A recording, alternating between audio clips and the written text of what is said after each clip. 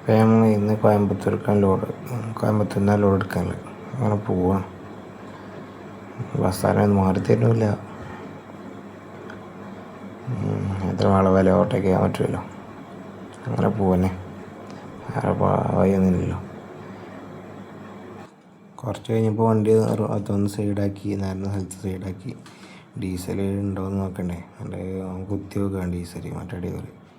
അപ്പോൾ എണ്ണ കമ്മിയാണ് പറഞ്ഞാൽ പറ്റ കമ്മിയാണ്. കോയമ്പത്തൂർ എത്തുന്നതിന് മുമ്പ് തന്നെ കൈ ഉറപ്പാണ്. ഏതായാലും എണ്ണ പറ്റ കമ്മിയാണ്. അപ്പോൾ നമുക്ക് പരമാവധി ആർക്കൊക്കെ ന്യൂട്രൽ അടിച്ച് പോകണം. അല്ലെങ്കിൽ അങ്ങനെ തന്നെയാണ്. പരമാവധി ബ്രേക്ക് കാലക്കാതെ പോകാൻ നോക്കണം. എണ്ണ എത്തൂല, കോയമ്പത്തൂർ എത്തൂല. കോയമ്പത്തൂർ നമ്മളെ പമ്പില്ലേ, ആ കോയമ്പത്തൂരിൽ നിന്ന് അടിച്ചിൽ.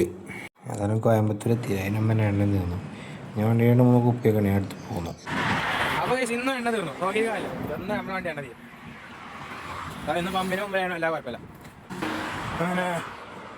പലരും ചോദിച്ചു അപ്പം അങ്ങോട്ട് നോക്കിയാണ് ഹോട്ടല് മീറ്ററും കാണൂലേ.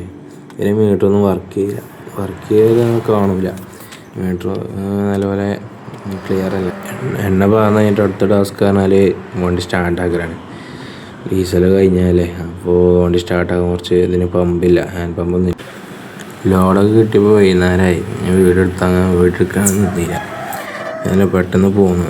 പെലച്ചാകുമ്പോഴത്തേന് വരെയൊക്കെ തന്നെ നോമ്പ് നോക്കണ്ടേ, നോമ്പായതുകൊണ്ടേ. അപ്പോൾ പെട്ടെന്ന് അവിടെ എത്തി. ചുരത്തും വന്ന് പിന്നെ സ്പീഡ് പോകാൻ പറ്റില്ലല്ലോ.